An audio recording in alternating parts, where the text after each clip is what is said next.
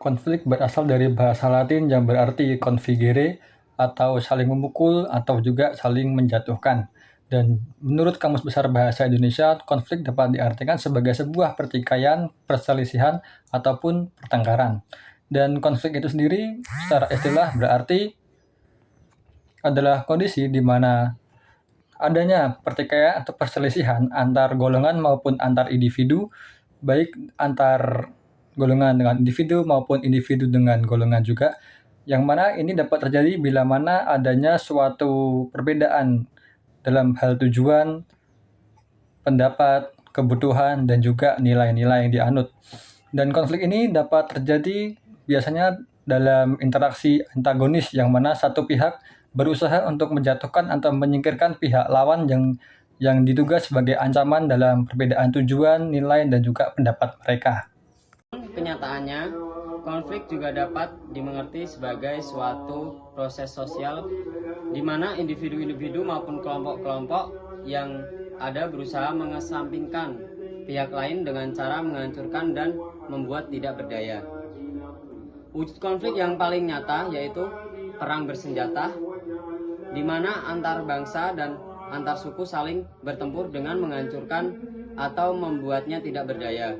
Maka dari itu, berkaitan dengan konflik, akan dipaparkan beberapa definisi konflik menurut para pemikir. Konflik adalah sebuah proses yang dimulai ketika suatu pihak memiliki persepsi di mana pihak lain sudah mempengaruhi secara negatif.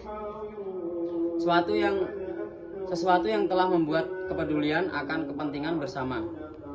Robin 2008-173. Konflik dalam bahasa aslinya diartikan sebagai suatu perkelahian, peperangan, atau perjuangan sebagai bentuk konfrontasi fisik antar beberapa pihak dan berkembang menjadi ketidaksepakatan di antaranya sebagai kepentingan dan konfrontasi yang tidak sesuai dalam bentuk fisik. Terima kasih. Baik, saya akan menjelaskan mengenai fase-fase konflik. Untuk fase konflik yang pertama yaitu konflik laten, yang kedua yaitu konflik yang dipersepsikan, yang ketiga yaitu konflik yang dirasakan, yang keempat yaitu konflik terbuka, dan yang kelima yaitu penyelesaian konflik. Baik, yang pertama yaitu konflik laten atau tahap awal ketika potensi konflik itu mulai ada tapi belum terlalu jelas, biasanya disebabkan oleh perbedaan kepentingan, nilai, pendapat, atau sumber daya manusia. Pada tahap ini, konflik belum terlihat jelas, tapi apabila tidak dikelola dengan baik, akan menjadi konflik yang lebih kuat lagi. Kemudian masuk tahap yang kedua, yaitu konflik yang dipersepsikan, atau pada tahap ini pihak-pihak yang terlibat atau terkait mulai merasakan adanya konflik karena adanya perbedaan atau masalah, dan juga mulai tidak adanya kesesuaian tujuan atau kepentingan, namun belum disertai emosi yang kuat. Kemudian masuk pada yang ketiga, yaitu konflik yang dirasakan. Konflik di sini sudah mulai dirasakan dengan disertai dengan emosional. Pihak yang terlibat dapat merasakan marah, kecewa, tidak nyaman, atau bahkan dirugikan. Emosi ini membuat konflik semakin berkembang. Kemudian masuk pada yang keempat, yaitu konflik terbuka. Pada tahap ini, konflik sudah mulai terlihat melalui tindakan nyata seperti perdebatan, pertengkaran, saling menyalahkan, atau penolakan untuk bekerja sama. Kemudian yang kelima yaitu penyelesaian konflik atau yang terakhir. Tahap terakhir ini adalah upaya untuk menyelesaikan konflik dengan berbagai cara, misalnya dengan negosiasi, komunikasi, kompromi, mediasi, atau keputusan dari pihak yang berwenang. Penyelesaian yang baik dapat memperbaiki hubungan, mencegah konflik itu untuk muncul lagi. Sekian. Dari 5 fase konflik tersebut, kita dapat mengambil contoh. Yang pertama, konflik laten, contohnya dalam sebuah tim kerja, pembagian tugas antar anggota yang tidak merata, ada yang mendapatkan beban lebih banyak namun belum menyadari sebuah beban kerja yang dia dapatkan. Yang kedua, konflik yang dipersepsikan atau perceived konflik. Contohnya, salah satu anggota tim mulai menyadari bahwa ia sering mendapatkan tugas yang lebih banyak dari tugas dia yang sebenarnya. Yang ketiga, konflik yang dirasakan atau feel konflik. Contohnya, anggota tim mulai merasa kesal, kecewa, ataupun merasa tidak adil dalam sebuah pembagian tugas tersebut. Yang keempat yaitu konflik terbuka atau manifest konflik, di mana anggota mulai mengungkapkan rasa kekecewaannya terhadap konflik yang dihadapi. Yang kelima yaitu penyelesaian konflik atau conflict resolution, di mana dalam sebuah tim mengadakan rapat dalam menyelesaikan konflik yang dihadapi dari tim tersebut. Assalamualaikum warahmatullahi wabarakatuh. Di sini saya akan menerangkan materi yang ketiga, yaitu teori-teori konflik. Yang pertama, konflik sosial melahirkan berbagai teori yang dibagi menjadi 3, klasik, modern, dan krisis. Teori klasik melihat konflik sebagai sifat alam manusia untuk bersaing dan berkuasa. Teori modern memandang konflik lebih kompleks sebagai kritik terhadap fungsionalisme.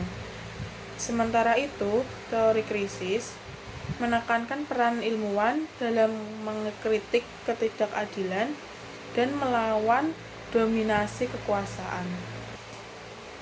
Tokoh-tokoh teori konflik klasik.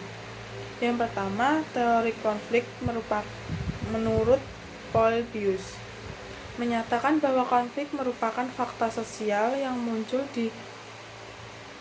terutama akibat peluasan wilayah oleh penguasa yang dilakukan secara paksa dengan kekuasaan yang besar. Yang kedua, teori konflik menurut Ibnu Khaldun menyatakan bahwa konflik muncul dari interaksi sosial manusia yang didasari oleh rasa solidaritas dalam kelompok seperti suku atau negara. Solidaritas ini mendorong kerjasama dan membentuk kekuatan bersama, tetapi juga membuka peluang terjadinya konflik, terutama dalam proses persaingan kekuasaan yang dapat menyebabkan bangkit dan runtuhnya suatu negara. Yang ketiga, teori konflik menurut Niccolò Machiavelli. Awalnya manusia hidup liar bagaikan binatang buas. Ketika ras manusia semakin meningkat jumlahnya, mulai dirasakan kebutuhan akan adanya hubungan dan kebutuhan pertahanan untuk menentang suatu yang lainnya, serta memilih seseorang yang sangat kuat. Pemberian untuk dijadikan sebagai pimpinan yang harus dipatuhi. Mereka mengenal sifat-sifat baik dan buruk dan dapat membedakannya. Yang keempat, teori konflik menurut James Bodin. Inti pemikiran James Bodin pada konsep titah kedaulatan sebagai ensasi dari masyarakat sipil. Namun demikian, kedaulatan tidak pernah bisa dipisahkan dari prerogatif formal. Hukum diperlukan sebagai titah kedaulatan. Hukum adat dipandang sah apabila didukung oleh kedaulatan karena kedaulatan memiliki wewenang tak terhingga untuk membuat hukuman. Yang kelima, teori konflik menurut Thomas Hobsbawm menyatakan bahwa konflik muncul dari sifat dasar manusia yang egoistik dan keinginan akan kekuasaan yang tidak pernah puas. Ia mengembangkan kondisi manusia dengan konsep perang semua melawan semua, di mana manusia saling bersaing dan bahkan menjadi ancaman bagi sesama. Menurut Hobbes, konflik terjadi karena 3 sifat utama, yaitu keinginan untuk menguasai, memiliki, dan mendapat pujian. Tokoh-tokoh teori konflik modern. Teori konflik menurut Karl Marx menempatkan konflik kelas sebagai inti kehidupan masyarakat. Konflik terjadi antara 2 kelas utama, yaitu borjuis, pemilik modal, dan proletar, pekerja, akibat ketimpangan dan dalam pemilikan dan penguasaan sarana produksi.